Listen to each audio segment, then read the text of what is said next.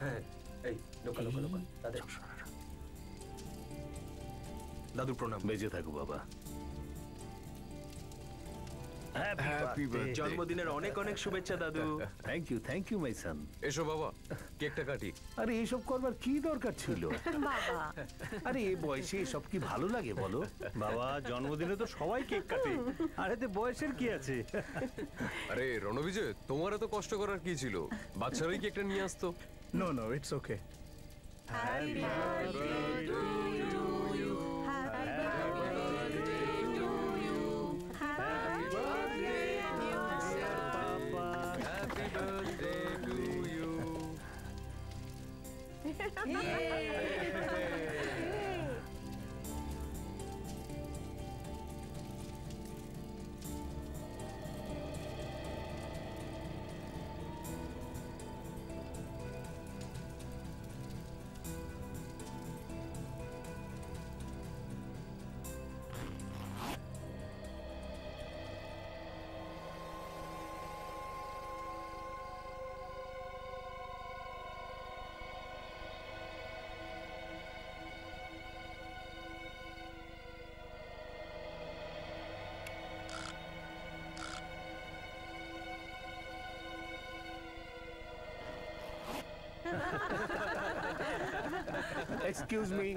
Excuse me, ভীষণ ঠান্ডা পড়েছে, তোমরা সবাই মিলে এনজয় করো।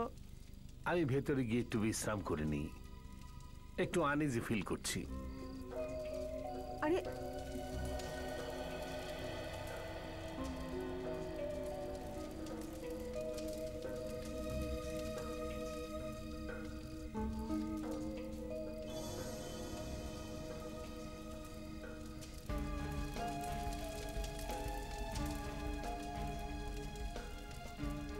উনি প্রত্যেকবার এই একই নাটক করেন। পরিবারের সাথে 2 মিনিটও মিলেমিশে থাকতে পারে না। এত ভালো একটা অ্যারেঞ্জমেন্ট করলাম, ব্যাস অমনি চলে গেলেন।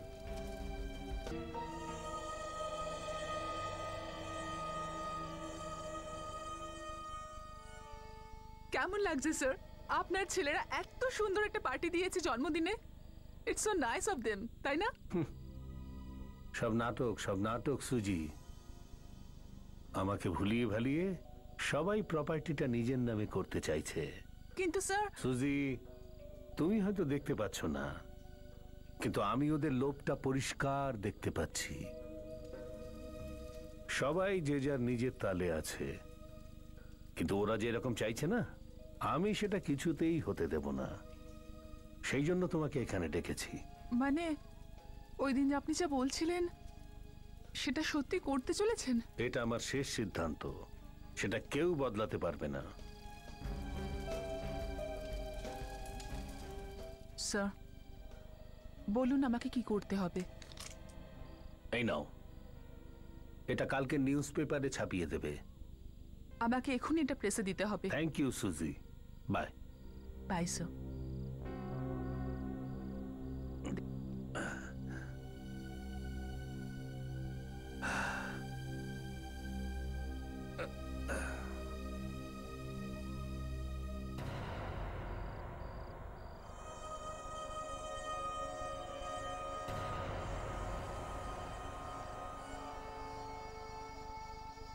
কে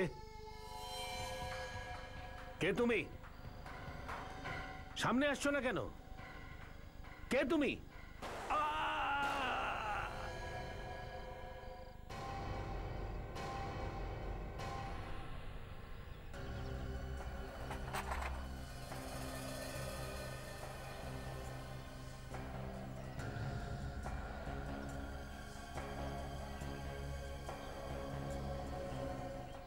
রক্তের ছাপ এখান থেকে শুরু হয়েছে। তার মানে রোহনবাবু এখানে বসেছিলেন যখন ওনার গুলিটা লাগে, আর তারপর হেঁটে এখানে এসেছেন আর নিচে পড়ে গেছেন। দুটো গুলি করা হয়েছে। এটা এখানে কি লেখা রয়েছে? ভি। আঙুলে রক্ত লেগে রয়েছে। দেখে মনে হচ্ছে যিনি মরার আগে কিছু লেখার চেষ্টা করেছিলেন। কিন্তু ভি কেন? হয়তো মারা যাওয়ার আগে খুনির নাম লেখার চেষ্টা করেছে। বিবেক, লাশটার খুব ভালোভাবে ছবি তুলে নাও, আর এই ভি এরও ছবি তুলে নাও। স্যার, সারা রাত ধরে আমরা বাবার জন্মদিন পালন করছিলাম, আর হঠাৎ ওনার মৃত্যু কি করে? আমরাও এটাই জানবার চেষ্টা করছি। রোহনবাবু মরার আগে নিচে মেঝেতে রক্ত দিয়ে ভি লিখেছিলেন। হয়তো কিছু বোঝাতে চেয়েছেন। এই ভি খুনির নামের আদ্যক্ষর হতে পারে। হ্যাঁ, আপনাদের ফ্যামিলিতে কেউ আছে যার নাম ভি দিয়ে শুরু হয়? ভি? স্যার, আমাদের ফ্যামিলি তো কারুর নামেই ভি দিয়ে শুরু হয় না। ইনফ্যাক্ট আমাদের পুরো পরিবারে কারোর নামে ভি দিয়ে শুরু হয় না। পরিবারে কারোর নাম না হলেও তবু মনে করার চেষ্টা করুন। কোনো পরিচিত কেউ হতে পারে, কোনো বন্ধু বা কোনো শত্রু। না স্যার, এরকম তো কিছু আমাদের মনে আসছে না। অভিজিৎ, এই ভি যদি কারোর নামের আদ্যক্ষর না হয়ে থাকে তাহলে আর কি হতে পারে? এখনই তো কিছু বলা খুবই মুশকিল। আচ্ছা, একটা কথা বলুন, এই রোহনবাবু সব থেকে কার ঘনিষ্ঠ ছিলেন? আই মিন, এমন কোনো বিশেষ বন্ধু যার সঙ্গে উনি নিজের সব গোপন কথা বলতেন? স্যার, বাবা তো বেশিরভাগ সময় একা থাকতে পছন্দ করতেন, আর এমন কেউ বিশেষ নেই যে যার সাথে উনি বেশি দেখা করতেন। হ্যাঁ, কাজের সমস্ত কথা উনি তো সেক্রেটারির সাথেই করতেন। হ্যাঁ স্যার, সুজি বাবা সেক্রেটারি। কাল রাতে ও এখানেই ছিল আমাদের সাথে। বাবার মৃত্যুর আগে ও তো টেন্টের মধ্যেই বাবার সাথে কথা বলছিল। ও হঠাৎ করে বাইরে এলো আর আমাদের সবাইকে বিদায় জানিয়ে শহরের দিকে চলে গেল। আচ্ছা, হঠাৎ করে পার্টি ছেড়ে সুজির শহরে যাওয়ার কি দরকার পড়লো? হ্যাঁ, আমাদের সুজির সঙ্গে দেখা করা উচিত। একদম। এই সুজির ফোন নাম্বার নিয়ে নাও, ডাকো ওকে। আপনাদের কাছে সুজির নাম্বার আছে? আগে হ্যাঁ, 74564898। Thank you. অভিজিৎ, মাথায় যন্ত্রণা? না না, তেমন কিছু না। ইনফ্যাক্ট এখন তো একেবারেই নেই, আর আমি ট্রিটমেন্টও করাচ্ছি, অ্যান্ড ইটস ওয়ার্কিং। মাথায় কোনো ব্যথা নেই। আচ্ছা, কোথায় করাচ্ছ ট্রিটমেন্ট? আছে একজন ডাক্তার, তুমি ওকে চেনো না, বেশ ভালো ডাক্তার। আচ্ছা, দুটো গুলি লাগবার পর বাঁচবার তো কোনো উপায় ছিল না লোকটার। হ্যাঁ, বেচারার তো গুলি লেগেছে, সেটাও আবার জঙ্গলের মধ্যে। ওখান থেকে হসপিটাল পর্যন্ত পৌঁছানো মুশকিলই ছিল। হসপিটাল যদি পাশেও হতো তাহলেও বাঁচা অসম্ভব ছিল। স্যার, স্যার, এই ম্যাটের ওপর থেকে যে রক্ত পাওয়া গেছে, ভি এর চিহ্ন আঁকা। এই রক্তটা রোহনেরই। তার মানে এই ভি এর চিহ্ন এর রক্ত দিয়েই লেখা? আচ্ছা, খুনি যাওয়ার আগে এই চিহ্নটা এঁকে দিয়ে যায়নি তো রোহনের রক্ত দিয়ে? অভিজিৎ, এই আঙুলের ছাপ রোহনেরই। এর মানে হলো এই ভি এর চিহ্ন রোহনই এঁকেছে। এই ভি এর চিহ্ন আমাদের মাথাটা খারাপ করে দিয়েছে। একটা লোক যার দুটো গুলি লেগেছে, সে উঠে গিয়ে ভি কেন লিখতে যাবে? আর ওঠার যদি চেষ্টা করে, সাহায্য চাইবে কারোর কাছে, নিজে উঠে গিয়ে রক্তের মধ্যে আঙুল চুবিয়ে এরকম ভি বানাবে? আমিও সেইটাই বোঝার চেষ্টা করছি। একটা লোককে গুলি লাগার পরই, গুলি লাগা সত্ত্বেও সে নিজেকে 4 ফিট দূরে টেনে নিয়ে গেল আর ম্যাটের উপর ভি আঁকলো। এই কাজের জন্য ওর কত সময় লাগতে পারে? হতে পারে 20-30 সেকেন্ড, বা তার থেকে বেশি 1 মিনিট। কাজল, এই লোকটির .45 ক্যালিবারের বন্দুক থেকে গুলি লেগেছে, তাও একদম কাছ থেকে। একটা গুলি পেটে লেগেছে, আর দ্বিতীয়টা সোজা বুকে হার্টকে ফুটো করে বেরিয়ে গেছে। কি তুমি কি বলতে চাইছো সালুকে? আমি এইটা বলতে চাইছি বস, যদি গুলি কোনো লোকের বুকের মধ্যে লাগে তাহলে হার্টটাই ফেটে যাবে, লোকটির মৃত্যু সেখানেই হবে। কিন্তু এই লোকটি চেয়ার থেকে উঠেছিল, নিজেকে 4 ফুট দূরে নিয়ে গিয়েছিল, ওখানে গিয়ে ভি এঁকেছিল আর মরে গেছিল। আরে ভাই, ওর কাছে এত সময় কি করে এলো? সালুকে 100-তে 1 ভাগও চান্স নেই? কিছুক্ষণের জন্য এ বেঁচে থাকতে পারে না গুলি লাগার পরে? বস তুমি যদি চাও 100-র মধ্যে একটা নয়, 1 কোটির মধ্যে একটা বললে মানতে পারি। বাহ, তার মানে আপনি বলতে চাইছেন যে ভি চিহ্নটা রোহন নিজে আঁকেনি, আর আপনি বলতে চাইছেন যে রক্তে যে আঙুলের চিহ্ন আছে সেটা রোহনেরই। আশ্চর্য, কি বললেন আপনারা দুজন, মাথা ঘুরে গেল। সুজি, রাইট? হ্যাঁ স্যার, সুজি, রোহন স্যারের সেক্রেটারি। কিন্তু আপনারা আমাকে এখানে কেন রেখেছেন? রোহনের খুনের ব্যাপারে তোমার সাথে কিছু কথা বলার আছে, এই জন্য। ওনার খুনের ব্যাপারে আমাকে? স্যার আমি এই ব্যাপারে কিচ্ছু জানি না, আমি তো ওখানে ছিলামও না। হ্যাঁ, ওখানে ছিলেন না ঠিকই, কিন্তু মরার আগে শেষবার উনি আপনার সঙ্গেই কথা বলেছিলেন। কি কথা বলার জন্য তোমাকে ডেকেছিল ওই টেন্টে? কি কথা হয়েছিল? ওই দিন রাতে রোহন স্যার তার জন্মদিনের কেক কাটার পরে আমাকে ওনার নতুন উইলের ব্যাপারে কথা বলার জন্য রেখেছিলেন। নতুন উইল? এ আবার কি ড্রামা? মারা যাওয়ার আগে রোহন নতুন উইল বানিয়েছিল? হ্যাঁ স্যার, ওনার কথা অনুযায়ী ওনার সমস্ত প্রপার্টি চ্যারিটি ট্রাস্টে যাবে। ও, এত সমস্ত প্রপার্টি চ্যারিটির নামে? ওনার সন্তানদের কিছু দেননি? না স্যার না, ওনাদের একটা টাকাও দিতে চাইতেন না উনি, সেই কারণে উনি রণবিজয়কে বলে এই নতুন উইল বানিয়েছিলেন। অদ্ভুত ব্যাপার, উনি এত ঘৃণা করতেন নিজের সন্তানদের? কেন, কিছু জানো তুমি? স্যার উনি ছেলেদেরকে নিয়ে একদম খুশি ছিলেন না, উনি ভাবতেন সবাই শুধু ওনার পয়সাকে ভালোবাসে, কেউ ওনাকে গ্রাহ্যই করে না। স্যার হয়তো এই উইলের কারণেই ওনাকে খুন হতে হয়েছে। হ্যাঁ, আচ্ছা সুজি, রোহনের বাড়ির লোক কি এই ব্যাপারে কিছু জানতো যে নতুন উইল করা হয়েছে? না স্যার, একদম না। রোহন স্যার আমাকে টেন্টে ডেকে লুকিয়ে এই কথাটা বলেছিলেন। উনি চাইতেন এই সম্পত্তির ব্যাপারটা আমি নিউজ পেপারে ছাপিয়ে দিই, যাতে সবাই খবর কাগজ থেকেই জানতে পারে যে কেউ কোনো টাকা পাচ্ছে না। তারপর আমি নিউজ পেপারের অফিসে চলে যাই, আর মাঝ রাস্তাতেই খবর পাই যে রোহন স্যার মারা গেছেন।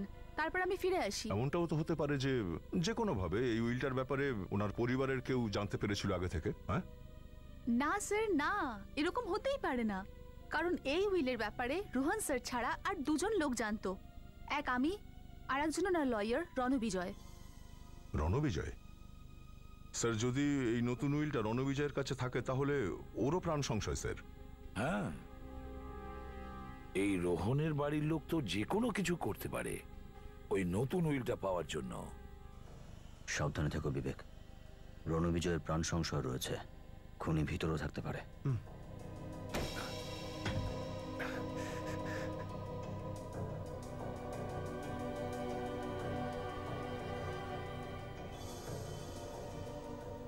স্যার ঘর তো তছনছ হয়ে গেছে, মনে হচ্ছে খুনি নতুন উইল খুঁজতে এসেছিল।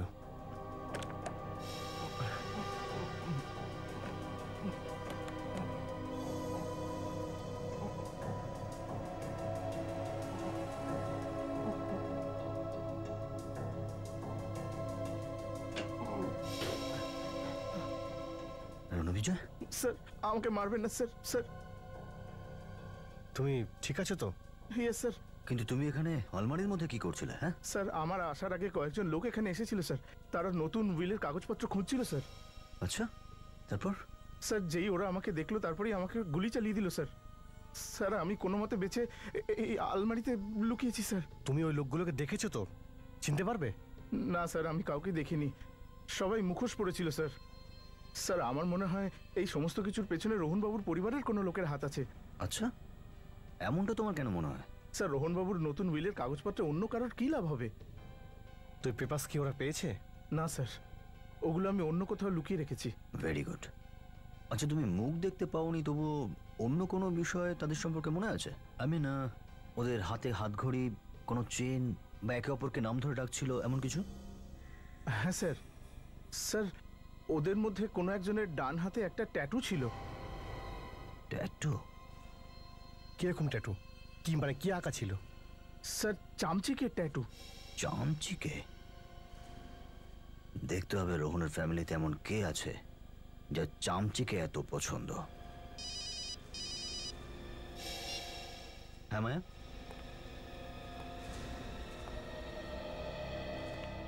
এখনই? এখনই ডাক্তারবাবুর সঙ্গে দেখা করতে হবে? ঠিক আছে, তাহলে আমি আমি আসছি। হ্যাঁ, আমি ভিতরে আসতে পারি ডাক্তারবাবু? আরে Abhijit, please come, have a seat.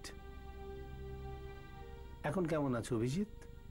এখন তো একদম ঠিক হয়ে গেছি ডাক্তারবাবু। মনে হয় আমার মাথা ব্যথা একেবারে গায়েব।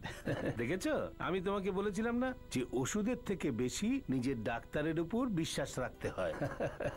এখন যখন তোমার মাথা ধরা সেরেই গেছে, তখন তোমাকে আমি নতুন ওষুধ দিয়ে দিচ্ছি, যাতে এই যন্ত্রণাটা আবার না আসতে পারে। হ্যালো মায়া, অভিজিতের ওষুধটা নিয়ে চলে এসো।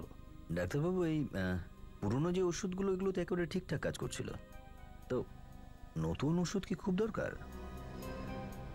অভিজিৎ, আমার উপর বিশ্বাস রাখো, আগের যত ওষুধ আছে সব বন্ধ করে দাও, আর কাল থেকে এই নতুন ওষুধগুলো নিতে শুরু করো। দিনে 2টো ট্যাবলেট, একটা সকালে একটা রাত্রে। ওকে, তো আমি যাই? Okay Abhijit, all the best. Thank you very much.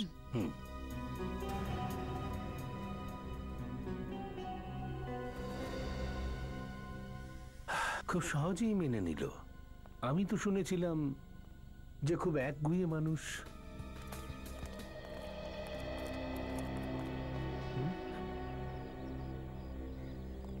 আসুন স্যার। স্যার, আপনারা রণবিজয় আর সুজির সাথে দেখা করবেন বলেছিলেন, ওদের কোনো খোঁজ পেলেন? আগে হ্যাঁ, আমরা ওদের সঙ্গে কথা বলেছি আর কিছু জানতেও পেরেছি। আপনারা এটা বলুন যে আপনাদের ফ্যামিলিতে এমন কেউ আছে যার ডান হাতে চামচিকের ছবি আঁকা, ট্যাটু? হ্যাঁ স্যার, আমার ছোট ছেলে ধীরাজের হাতে আছে, কিন্তু এই কেসের সাথে এর কি সম্পর্ক? সম্পর্ক আছে মিস্টার অজয়, সম্পর্ক আছে। আপনার ছোট ছেলে এখন কোথায়? ডাকুন দেখি ওকে। আসলে বাচ্চারা তো বাড়িতে নেই। বাড়ি নেই? কোথায় গেছে? ওরা জঙ্গলের বাড়িটায় গেছে। ফরেস্টের হাউসে? এই সবে আপনার বাবা রোহন বাবু ওখানে খুন হলেন, আরে ছেলেরা ওখানে কেন গেল? জানি না স্যার। আচ্ছা, একটা কাজ করুন, আপনারা আমাদের ফরেস্ট হাউসের ঠিকানাটা দিন, দেখি চামচিকেওয়ালা হাত ওখানে কি করছে। অভিজিতের সিআইডিতে টাইম শেষ।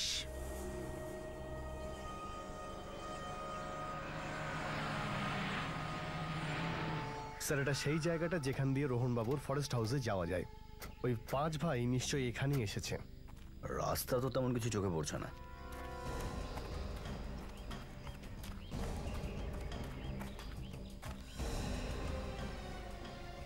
অভিজিৎ, এই দেখো রক্ত।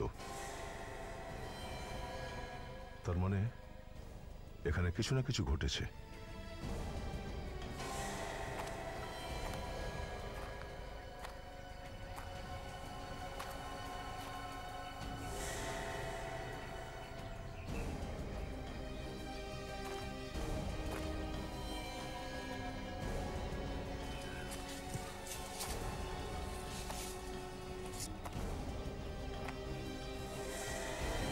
হাত?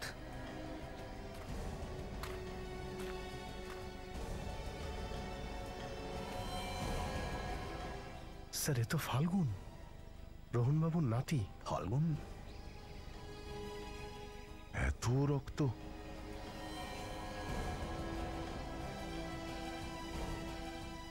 বডিতে বারবার ছুরি দিয়ে আঘাত করা হয়েছে।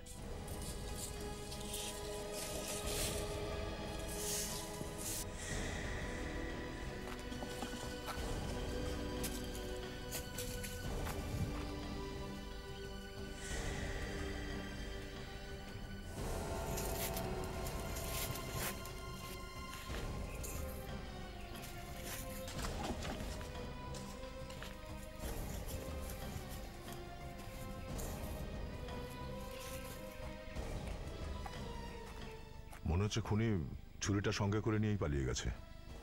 অদ্ভুত বিষয়, যদি 5 ভাই বাড়ি থেকে একসঙ্গে বেরিয়ে থাকে, একজন যদি এখানে হয়, তাহলে বাকি 4 জন এখানেই কোথাও আছে।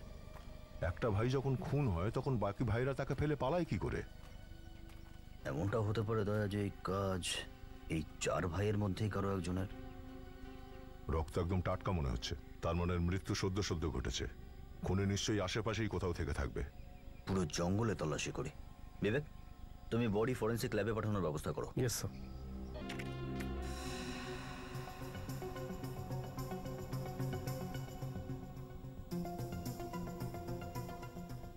এই দেখো, রোহন বাবুর পৃথিবীর বিভিন্ন পেন্টিং কেনার শখ ছিল, আর ওনার একটা পেন্টিং আছে যার নাম ভি। এটা তো খুব বিখ্যাত ইউরোপিয়ান আর্টিস্টের পেন্টিং, আর এটা রোহন বাবুর বাবা পৃথ্বীবাবু 1952-তে লন্ডনের এক অকশন থেকে কিনেছিলেন। আর এখন এই পেন্টিংটার দাম 30 কোটি টাকা। তার মানে এই পেন্টিংটার মধ্যেই কিছু আছে। আমারও তোই মনে হচ্ছে। আমার মনে হয় এই পেন্টিংয়ে কিছু একটা আছে। আমাদের তাড়াতাড়ি গিয়ে এই পেন্টিংটা দেখতে হবে। কোথায় পেন্টিং?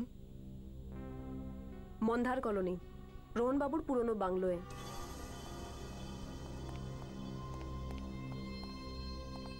হ্যালো স্যার, আপনাদের তো ঠিক চিনতে পারলাম না, আপনারা কারা? আমরা সিআইডি থেকে আসছি। সিআইডি? আপনি কে? আমার নাম সূর্য, এই বাংলোর ম্যানেজার। আপনি এই জায়গার ম্যানেজার কবে থেকে? আমি 3 বছর ধরে রোহন বাবুর জন্য কাজ করছি। মনে হয় রোহন বাবুর পুরনো আর্টিস্টিক জিনিস কালেক্ট করার খুব শখ ছিল। হ্যাঁ ম্যাডাম। আচ্ছা, এমন কোনো পেন্টিং এর ব্যাপারে আপনি জানেন যার নাম ভি? V painting? আপনারা সেটা সম্পর্কে জানেন? কি এমন আছে এই পেন্টিং এ যে নাম শুনে চমকে উঠলেন? না না, এরকম কোনো ব্যাপার নয় স্যার। ওই ভি পেন্টিংটা এখানেই রয়েছে। অ্যাকচুয়ালি ব্যাপারটা হচ্ছে যে এতদিন ধরে ওই পেন্টিংটার উপর কারো কোনো ইন্টারেস্ট ছিল না। অমিত, বিক্রম আর রোহন বাবুর সমস্ত নাতি ওই পেন্টিংটাকে খুঁজতে খুঁজতে সবাই এখানে এসেছিল। কি? আসুন আসুন স্যার। স্যার, এটাই হচ্ছে সেই বিশ্ববিখ্যাত ভি পেন্টিং। স্যার, এই পেন্টিংটা অনেক পুরনো, ব্রিটিশ যুগ থেকেও আগেকার। আর স্যার এই ঠিক আছে, আমরা এই পেন্টিং নামিয়ে দেখে নিচ্ছি। মৃত্যুর সময় রোহনবাবু এই পেন্টিংটার নামটা কেন লিখে গেল? খুব আশ্চর্যের বিষয় না ফ্রেডি? কারণ হলো রহস্য এর মধ্যেই লুকিয়ে আছে। এ দেখো, এটার কভারটা ছেঁড়া, তার মানে রহস্য এখানে। এটা তো কোনো গুপ্তধনের নকশা। এটা তো কোনো জঙ্গল বলে মনে হচ্ছে। এই নকশা ওখানকারই। জঙ্গলে গুপ্তধন? আর এই দেখুন, এই যে রাস্তার সামনের দিকে যাচ্ছে, এটা তো রোহন বাবুর প্রপার্টি, ওনার পৈতৃক বাড়ির মনে হয়। তার মানে যতগুলো খুন হচ্ছে সবাই গুপ্তধনের জন্যই হচ্ছে। আরে এই জিনিসটা কি?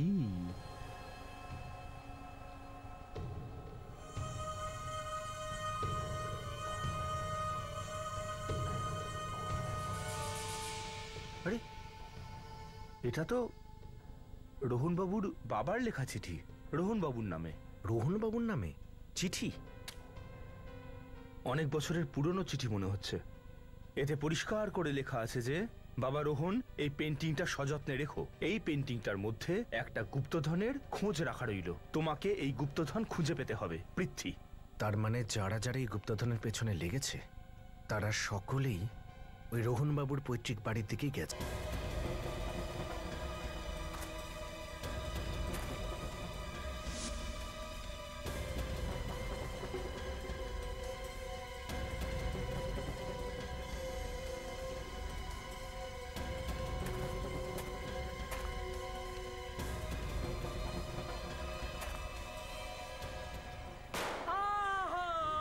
আরে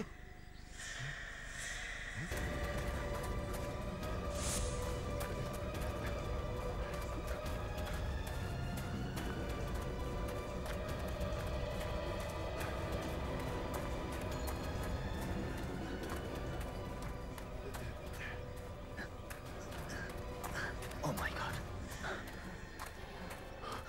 বিক্রম, বিক্রম, বিক্রম, বিক্রম, কে মারলো? বিক্রম, কি হয়েছে? কে করেছে সব? বল। বিক্রম, তো মরাই গেল। খুনি এখানেই কোথাও আশেপাশে আছে।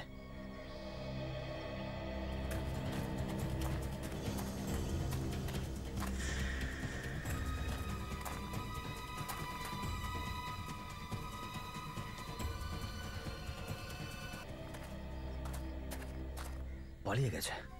আর নয়তো এখানে আশেপাশে কোনো জঙ্গলের মধ্যে লুকিয়ে বসে আছে।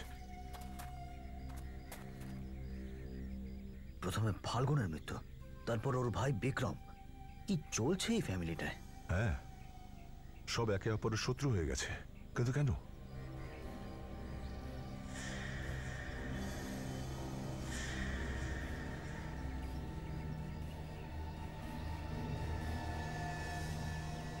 ছুরি, এতে রক্তও লেগে আছে। এই ফাল্গুনকে তো ছুরি দিয়ে কুপিয়ে মারা হয়েছিল। আচ্ছা, বিক্রম মারেনি তো ওকে? নিজের ভাইকে খুন, তার মানে বিক্রম ফাল্গুনকে মেরেছে আর অন্য কেউ বিক্রমকে মেরে দিয়েছে। খুব গভীর রহস্য মনে হচ্ছে বস। নিশ্চয়ই কেউ আছে যে এই ভাইদের দিয়ে সবকিছু করাচ্ছে, আর এর রহস্য এই জঙ্গলে কোথাও লুকিয়ে আছে। স্যার, স্যার রোহনবাবুর যত নাতি রয়েছে একটা গুপ্তধনের পেছনে লেগেছে। ইয়েস স্যার, আমরা গুপ্তধনের নকশা পেয়ে গেছি স্যার। জঙ্গলে ওনার পৈতৃক সম্পত্তি আছে, ওখানেই আছে।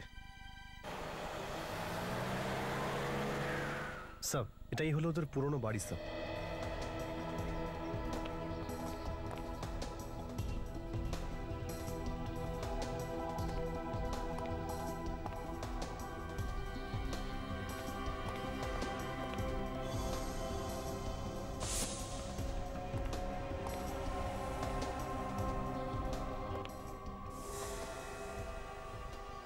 অভিজিৎ,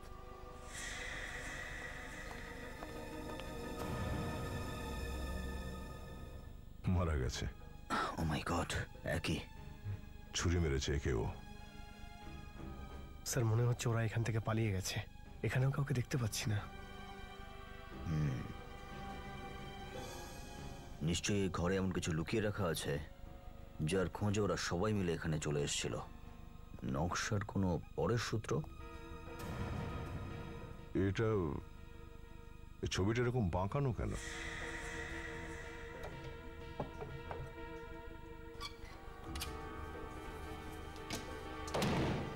ও, এই নকশাটা দেখবে বলেই ছেলেগুলো এখানে এসেছিল। এটা তো জঙ্গলে কোনো ব্রিজের নকশা। আর এটা দেখতে পাচ্ছ, মনে হয় গুপ্তধন এখানেই আছে। সিআইডি?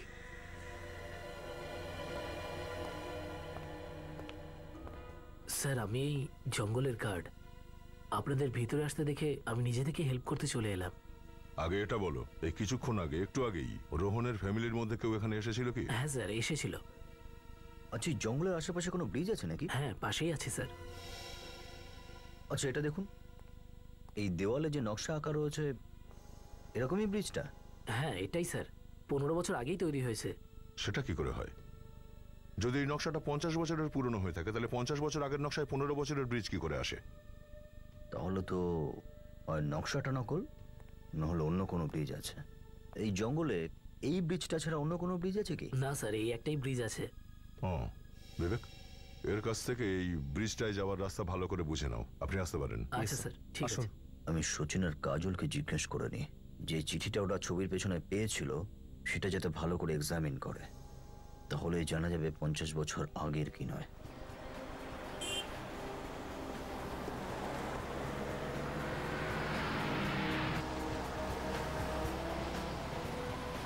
এই নকশাই আমাদের ওই ছেলেদের কাছে পৌঁছে দেবে। এই নকশাটা ধরেই তো গেছে ওরা। হ্যাঁ কাজল, নকশার বিষয়ে কিছু জানতে পারলে? নকল? আচ্ছা, ওকে, ঠিক আছে, আমরা ওখানে গিয়েই দেখছি। হ্যাঁ, পরে ফোন করছি তোমায়। এই দেখো, নকশাটা তো নকল দয়া। কি? হ্যাঁ, কাগজটা পুরনো কিন্তু কালিটা নতুন। এটা কেউ ভেবে চিন্তে প্ল্যান করেছে। ভুয়ো গুপ্তধনের লোভ দেখিয়ে সবার জীবন নিয়ে খেলা করছে, এক এক করে খুন করছে।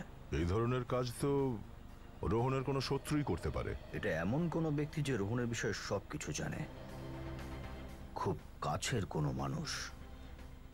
স্যার, কাজল আর সচিন স্যার রমেশের বাড়িতে গেছে। হয়তো এবার স্যার কিছু জানতে পারা যাবে।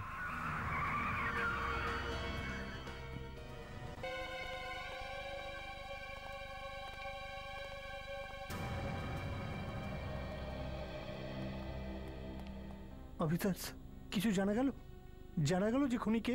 দেখুন, খুনি পর্যন্ত পৌঁছতে হলে আপনাদের সাহায্য চাই। কেমন সাহায্য? আমরা আপনার বাবার সম্বন্ধে কিছু জানতে চাই। ওনার সম্পর্কে কি জানতে চাইছেন আপনারা? ওনার কারুর সাথে শত্রুতা ছিল? যতদূর আমার মনে পড়ছে, আমি কোনোদিনও ওনাকে কারোর সাথে ঝগড়া করতে দেখিনি। হ্যাঁ, আমারও মনে পড়ছে না যে বাবার সাথে কারো শত্রুতা ছিল। হতে পারে ওনার কোনো পুরনো শত্রু।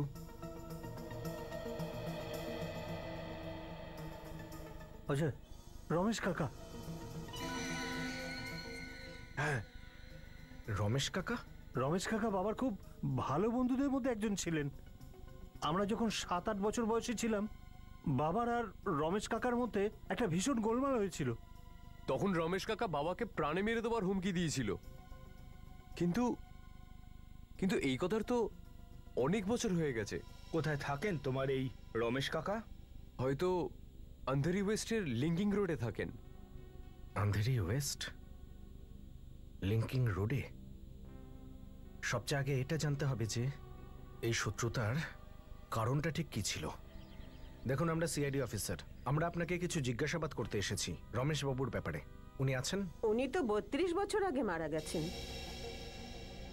আর উনি আমার শ্বশুর মশাই ছিলেন। কিন্তু আপনারা কেন জিজ্ঞাসা করছেন? 32 বছর? তাও একটু আপনি একটু মনে করে বলুন তো, উনি কখনো কোনো রোহনের ব্যাপারে কিছু বলেছিলেন? রোহন? ও রোহন, হ্যাঁ, আমার স্বামী আর শ্বশুর মশাই প্রায় ওনার সম্পর্কে আলোচনা করতেন। এটা বলুন যে আপনার শ্বশুর আর রোহনের মধ্যে কি সম্পর্ক, কিভাবে জানতো একে অপরকে? ওনারা একে অপরের শত্রু ছিলেন, কিন্তু এই ব্যাপারটা তো অনেক দিনের। ভারতে যখন ব্রিটিশ শাসন চলছিল তখনকার ব্যাপার। কি হয়েছিল? কি নিয়ে শত্রুতা ছিল? আমার শ্বশুরমশাই স্বাধীনতা সংগ্রামে যোগ দিয়েছিলেন, কিন্তু রোহন বিশ্বাসঘাতকতা করেছিল। ওনার কিছু প্ল্যান চুরি করে ইংরেজদের কাছে পৌঁছে দিয়েছিল কিছু টাকার জন্য, যার জন্য আমার শ্বশুরমশাইয়ের জেল হয়েছিল। ওনার কিছু সঙ্গীও মারা গিয়েছিল। আমার শ্বশুরের উপরে খুব অত্যাচার হয়েছিল জেলে। আপনার স্বামীর সাথে কথা বলতে চাই, ডাকুন ওনাকে। আগে উনিও আর বেঁচে নেই। উই আর রিয়েলি সরি, কিন্তু এই মুহূর্তে আপনার বাড়িতে আছে কি? আগে আমার এক ছেলে আছে। কি করে আপনার ছেলে? ও বিদেশে থাকে। এই দেখুন ওর ছবি, আমান।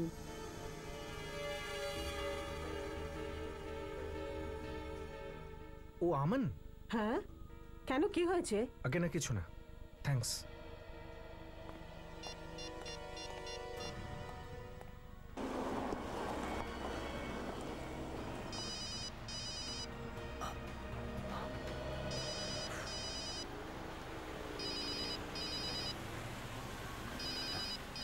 স্যার, আপনার ফোন বাজছে।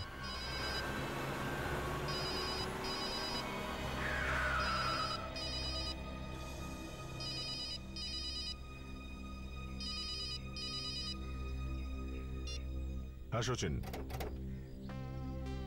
কি ওই লোকটারই ফটো ছিল?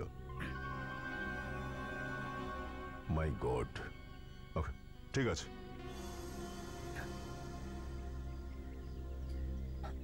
ওকে ওকে, বাই। কি হলো স্যার? ওই লোকটার খোঁজ পাওয়া গেছে যে এইসব করাচ্ছে। আচ্ছা। প্রথমে আমাদের বাকি ভাইদের আটকাতে হবে একে অপরকে খুন করার হাত থেকে। হ্যাঁ হ্যাঁ, আটকাতে হবে। চলো স্যার, ও যেই হোক না কেন, ও এখানেই কোথাও জঙ্গলের মধ্যে লুকিয়ে এই সমস্ত খুনোখুনি হতে দেখছে স্যার। সেটাই হবে মনে হচ্ছে। অভিজিৎ, কি হচ্ছে অভিজিৎ? তুমি ঠিক আছো তো? আমি, হ্যাঁ, আমি একদম ঠিক আছি। আমার কি হয়েছে? I am alright. হ্যাঁ, চলো খুঁজি ওদের। অভিজিৎ, আমি তোমার পকেট থেকে এই ফোনটা বের করে সচিনের সঙ্গে কথা বলেছি, আর তুমি টেরই পাওনি। হ্যাঁ হ্যাঁ, কি বলছো তুমি? আমি দেখেছি তোমায়, কথা বলছিলে তুমি। আমি ডিস্টার্ব করতে চাইনি তোমায়, তাই না? চলো খুঁজি ওদেরকে।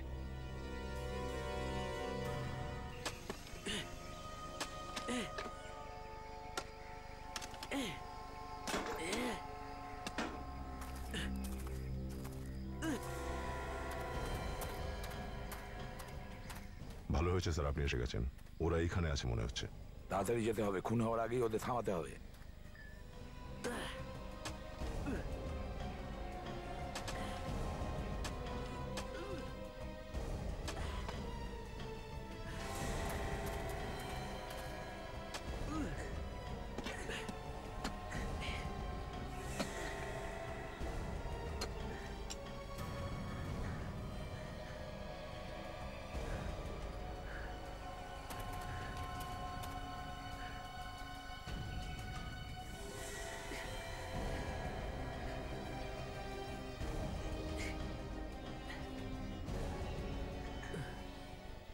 গুপ্তধন পেয়ে গেছি, আমরা কোটিপতি হয়ে গেছি। তাড়াতাড়ি খোল এটাকে, তাড়াতাড়ি খোল।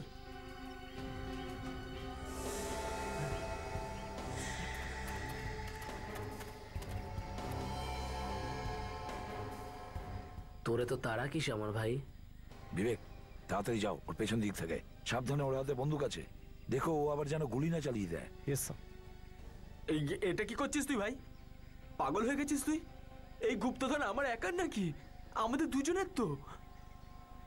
গুপ্তধন আমাদের দুজনের নয়, শুধু আমার, বুঝলি? শুধু আমার। ও আমাকে বলেছিল যে তোর উপর বিশ্বাস না করতে। যদি ওর কথা মেনে নিতাম তো আজ আমাকে এই দিনটা দেখতে হতো না। কি ফালতু কথা বলছিস? আরে ও আমাকে তোর থেকে সতর্ক থাকতে বলেছিল। তোর থেকে? আরে আমার কাছ থেকে সতর্ক থাকার কি দরকার ভাই? আমি কি তোকে মারতে পারি নাকি? একদম নড়বি না, নিজের জায়গা থেকে নড়বি না তুই। আমি জানতাম তুই সুযোগ পেলে আমাকে ব্ল্যাকমেল করবি, বিশ্বাসঘাতকতা করবি, সেই জন্য আমি কোথাও একটা প্রমাণও ছাড়িনি। আমাদের সবাইকে খুন করেছে, আর এবার হলো তোর পালা। Your turn. বাহ রে বাহ, ভাইদের মধ্যে কি ভালোবাসা! বাহ, তোমাদের দুজনের মধ্যে যে সন্দেহ আর ঘৃণা তৈরি হচ্ছে সেটা একজনই তৈরি করেছে। আপনারা এখানে? হ্যাঁ হ্যাঁ, আমরা এখানে। ওই একটাই লোক যে তোমার দাদুকে খুন করেছে আর তোমাদের ভাইদের লড়াচ্ছে। আর এই গুপ্তধন যার জন্য তোমরা একে অপরকে খুন করছো, এটাও নকল, বুঝলে?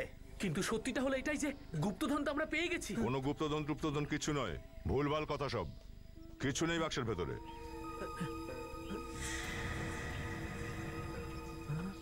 আর এই সব কিছুর পেছনে যে আছে সে এখানেই আছে, আমাদের মধ্যে।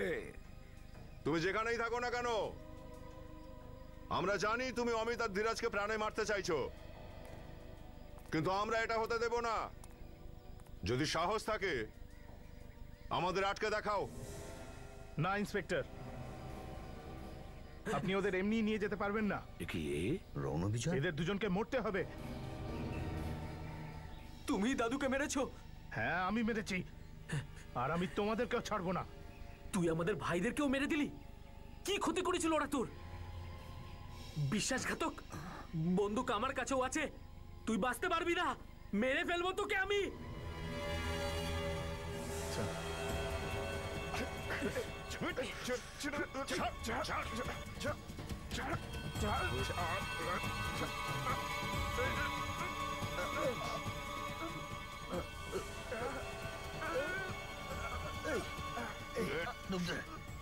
বন্দুক দেখাচ্ছিস? হ্যাঁ, বন্দুক দেখাচ্ছিস আমায়? এই বন্দুক দেখাচ্ছিস? হ্যাঁ, বন্দুক দেখাচ্ছিস তুই আমায়? বন্দুক দেখাচ্ছিস তুই?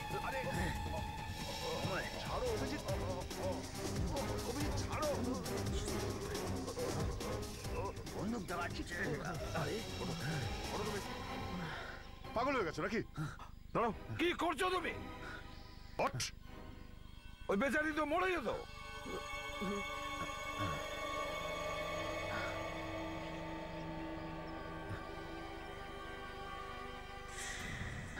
মিস্টার রণবিজয় ওরফে আমন, আজ আপনি কিছু বলতে চান কি?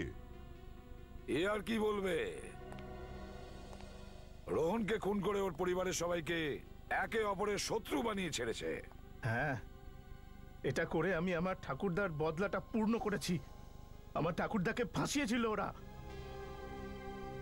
আমি ধীরে ধীরে রোহনের মনে ওর ছেলেদের বিরুদ্ধে সন্দেহ তৈরি করেছিলাম, আর ও আমার কথা বিশ্বাস করেছিল। তুমি ভেবেছিলে সমস্ত সম্পত্তি তোমার নামে লিখে দেবে, তাই না? হ্যাঁ, আমার মনে হয়েছিল ও এরকমই করবে, কিন্তু ওই নির্বোধ লোকটা আমার সমস্ত কাজে জল ঢেলে দিল। ওই লোকটা সমস্ত সম্পত্তি আমারই হাত দিয়ে একটা ট্রাস্টের হাতে দিয়ে দিল। আর ওনাকে মেরে ওনার আঙুল দিয়ে এই ভি চিহ্নটা বানিয়ে ওই গুপ্তধনের নাটক বানিয়েছিস তুই। ধীরাজকে তুমি কিভাবে ফাঁসালে? আমি ওকে গুপ্তধনের রাস্তা বলে দেওয়ার কথা দিয়েছিলাম, যদিও নিজের ভাইদের একে অন্যের হাতে শেষ করে দিতে পারে তবে।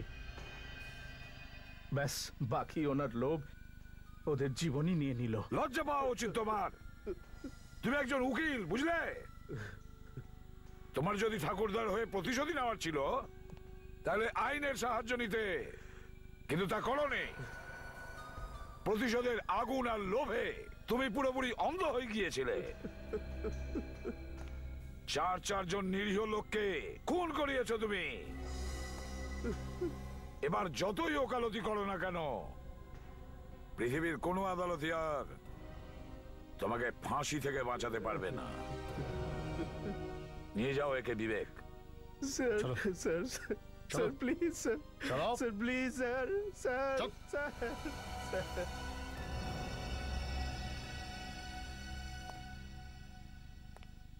কি ব্যাপার স্যার? খুনি ধরা পড়লো তবু আপনি বিব্রত মনে হচ্ছে? হ্যাঁ দয়া, আমার এই অবস্থার জন্য অভিজিৎ দায়ী। আমি তো বুঝে উঠতে পারছি না যে ওর সঙ্গে কি হচ্ছে।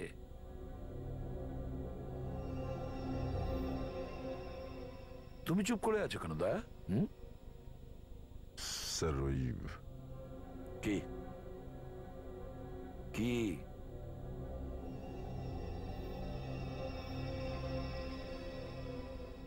কিছু লুকোচ্ছ তুমি আমার কাছে? কি? স্যার অভিজিৎ গত কয়েকদিন ধরে বেশ অন্যরকম মনে হচ্ছে স্যার। আমি ওর এইরকমটা আগেও কয়েকবার দেখেছি।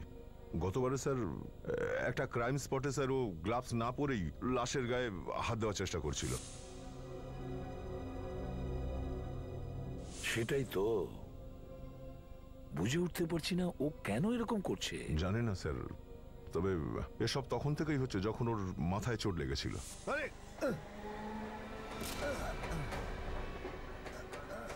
তুমি জিজ্ঞেস করেছো ওকে? অনেকবার জিজ্ঞাসা করে দেখেছি স্যার, কিন্তু এ ব্যাপারে কোনো কথাই বলতে চায় না ও স্যার। অভিজিৎ, এতগুলো ওষুধ কিসের জন্য? মাথা ব্যথার ওষুধ এগুলো। দেখো দয়া, আমাদের এই লাইনে একটা ছোট্ট ভুলও খুব বিপজ্জনক হতে পারে। আজ তো সীমা ছাড়িয়ে গিয়েছিল। আমাকেই কিছু করতে হবে। কি আপনি কি করতে চাইছেন স্যার? জানি না। সিআইডিতে এই ধরনের ভুল শুধুমাত্র একবারই ক্ষমা করা হয়, বারবার নয়। যদি এরকমই চলতে থাকে তো তাহলে স্যার অভিজিৎকে সিআইডি ছাড়িয়ে দেবেন? হ্যাঁ দয়া, বের করে দেবো অভিজিৎকে আমি। কিন্তু স্যার অভিজিৎ অভিজিৎ শুধু তোমার বন্ধুই নয়, সিআইডির একজন সিনিয়র অফিসার, আর আমিও ওকে পছন্দ করি। কিন্তু ওর ভুলের জন্য তো আমি আর সবার প্রাণ বিপদে ফেলতে পারি না। আর তাছাড়াও অভিজিৎ এখন সিআইডির জন্য বিপদ হয়ে দাঁড়িয়েছে।